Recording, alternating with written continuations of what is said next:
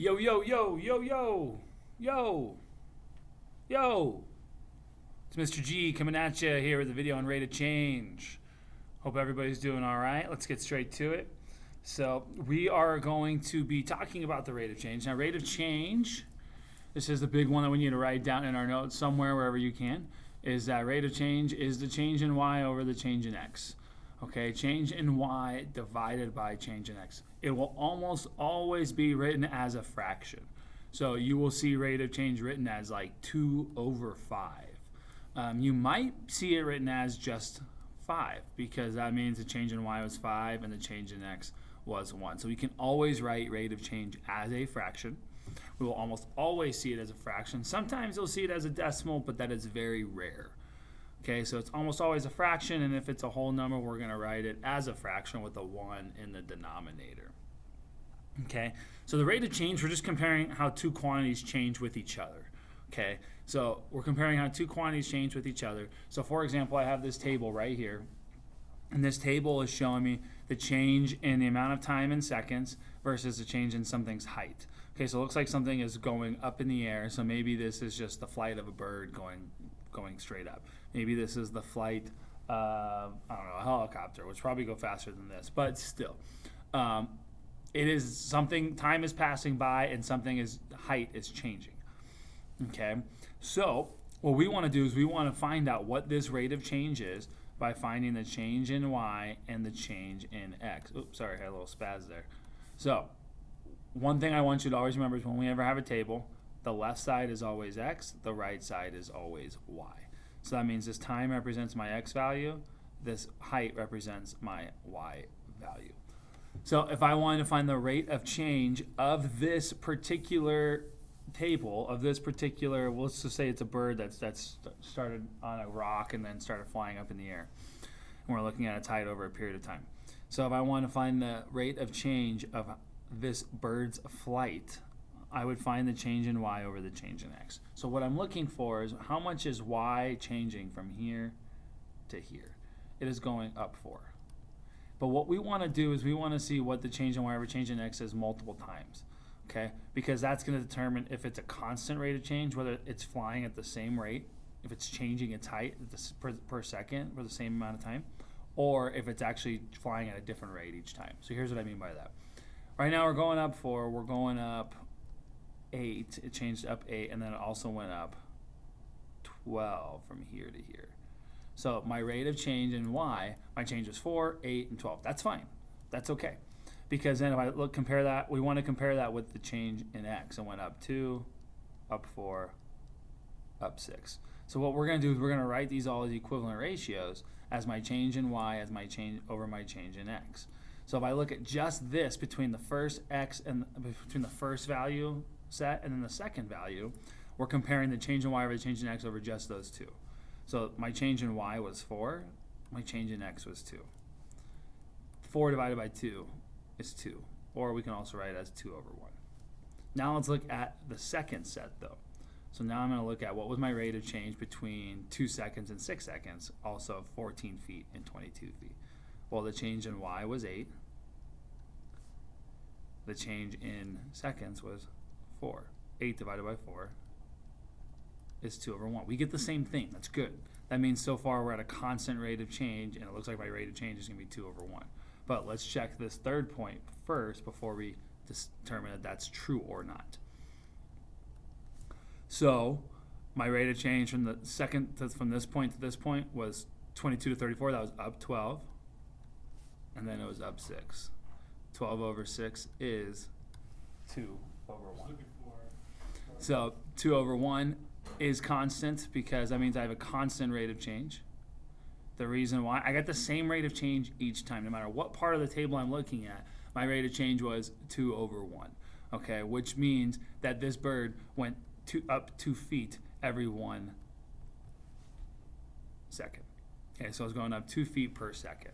Okay, so not too fast, right? But it was still, I mean, that's actually pretty fast now that I think about it. So it was going up 2 feet every second. Okay, and I know that this was 2 feet per second because it was changing y, and then the y values represented feet here, the height, and then the x values represented seconds over here. Okay, So we have to do it with every single point, though. This is important. We can't just check the first 2 points because we have to determine if it's a constant rate of change or a variable rate of change. If I got 4/2 here, but then this was just 8/2, then that means it's variable, because then this would not be equal to 2/1. So that means the rate of change is changing, meaning the bird is changing its speed on which it is flying. Okay? So, like this says, Eve keeps record of the number of lawns she has mowed and the money she has earned. Tell whether the rate of change is constant or variable. So we want to know, this would be the first one, your foldable. We want to know if Eve is charging the same amount per lawn every single time. And so we can figure out the rate of change. So what I can do is I can figure out my change in Y, my change in X. Now we knew that X was on the left and Y was on the right in a vertical table. Well, in a horizontal table, X is always on top, Y is always on the bottom. Okay, just so we know, so we don't get it mixed up. So I know it's change in Y. I'm just going to write change in Y over change in X. So what I'm looking at here is what was my change in Y from 45 to 15. Okay, so from 45 to 15, I'm just going to do 45 minus 15, because that's going to tell me my change. Okay, that's really what we're doing is subtraction. What was the difference between this and this? And then, because I'm doing 45 minus 15, I'm also going to do 3 minus 1. Notice how I lined up my point. Like this 45 and 3 right here matches. This 15 and 1 matches this one right here. Okay. So 45 minus 15, so the change from here to here, this went up 30, and this went up 2. And look, I went 30/2, and that is just 15/1. So this is showing me right now that she's probably charging $15 per lawn. But now we have to see, is that stay the same? So if I go from 45 to 90, okay, so from here to here, looks like we're going up 45, and she's going up 3 lawns. So if I go change in Y, my change in my Y was $45. The number of lawns mowed was 3. 45/3 was also $15 per 1 lawn. And then I also need to check my last one, which would be 90 to 120, which was up 30, and then up 2 lawns. So 30/2, $30 for 2 lawns. The rate of change was $15 per lawn.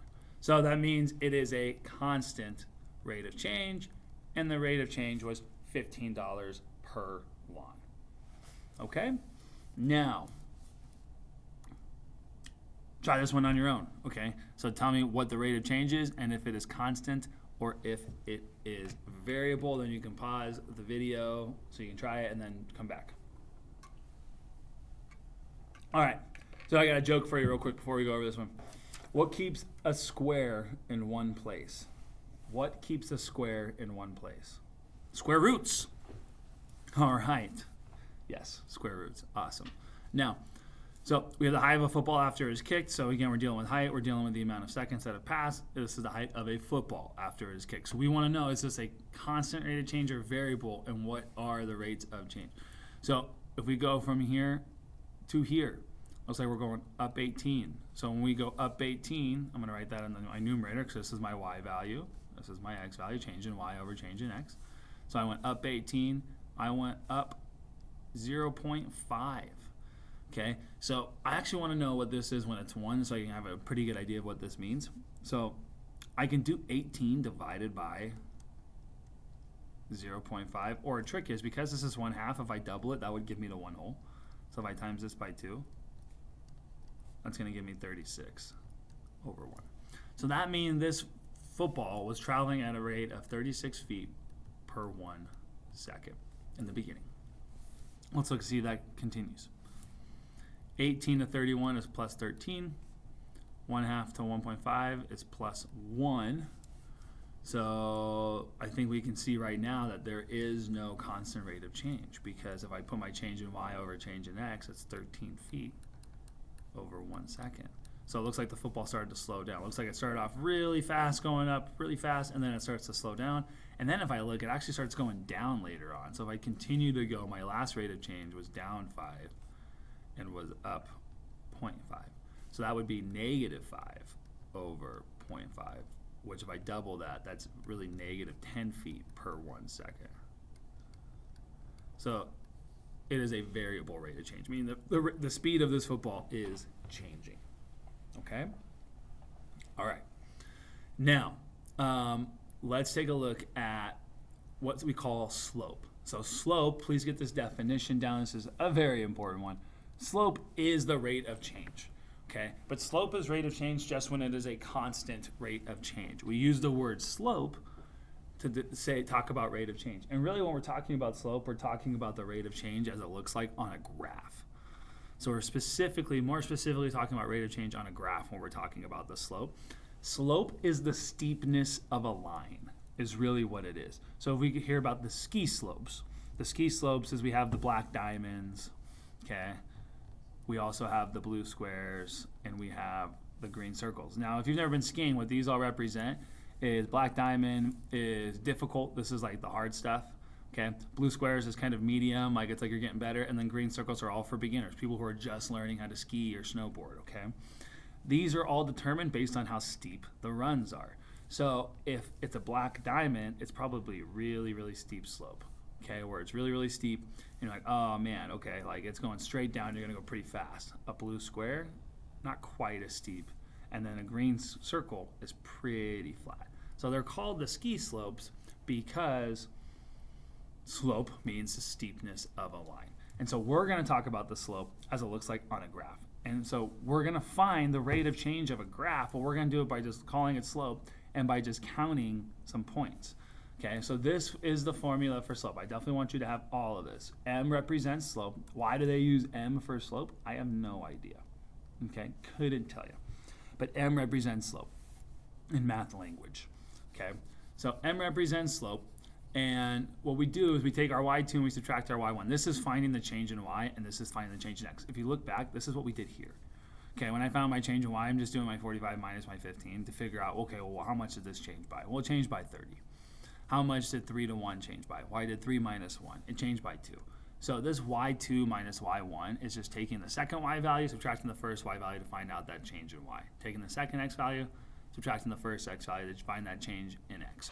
We really call this rise over run. Okay, and here's how I'm going to show you how do we do this just by actually counting. So here I have a graph, and I have all these perfect points on this graph. If I want to calculate the slope of a graph without actually doing any of this subtraction, what I could do is I could just count what the rise is, how far up and down it goes, because that's my change in my y values. Because this is my y-axis, and then this is my x-axis. So if I'm looking at the change in the y values, okay, if I'm looking at change in y from here to here, I'm just looking at how far up am I going. So if we look, I'm only going up 1. Okay, so that's my rise. I rise up to get from this point to this point. If I want to know what my slope is, how steep is this line, what's the rate of change, it's going up 1. So my rise, or my change in y, is 1. My x value, or my run, it's going over from here to here, 1, 2. Right, because my x is going from 2 all the way over to 4. It's going up 1, and now it's going over 2. So my change in x is 2. So my rate of change for this particular situation is 1/2. And we actually call that our slope. So this line has a slope of 1/2. Now, it would be 1/2 no matter which point I check it from. So what I mean by that, let's say I want to check from this point all the way over to this point. My rise would be 1, 2, 3. And then my run, so I'm going to write on my rise, my change in y was up 3, to go from here to here. And then my run, whoa, that was a perfect line, but that's not how I was supposed to do it. My run was 1, 2, 3, 4, 5, 6. So I went up 3. My change in y was 1, 2, 3, where then my change in x was 6. So that's 3 over 6. I can simplify that to 1/2. Same thing we got here. So it doesn't matter which 2 points I pick. I'm just counting how far we rise and how far we run. It's as simple as counting. Okay. All right. Now, here you have, this should be the third example in your foldable. I want you to figure out the rise and the run between the 2 points given and then tell me what the slope is. So this is a leaking tank. It's leaking over a certain amount of time. There's a certain amount of gallons of water that leaks here. So I want to know what that rate is. What's the rate of change here, or also known as what's the slope. So go ahead and pause it, try counting, and then go ahead and press play. Okay, so my rise Okay, my rise, my change in my y, we're going from here to here, right? Or from here to here. So I'm going up 1, 2, 3. So I know my rise is 3. The run, 1, 2, 3, 4. So my run is 4. Rise over run, because slope is rise over run, would then be 3 over 4. I'm all done. That's the rate of change of this particular line. Okay, this is all you need for rate of change in slope. Hopefully this helps out. We'll have another video on slope later on. Good luck, and let me know if you guys have any questions. Thanks for watching.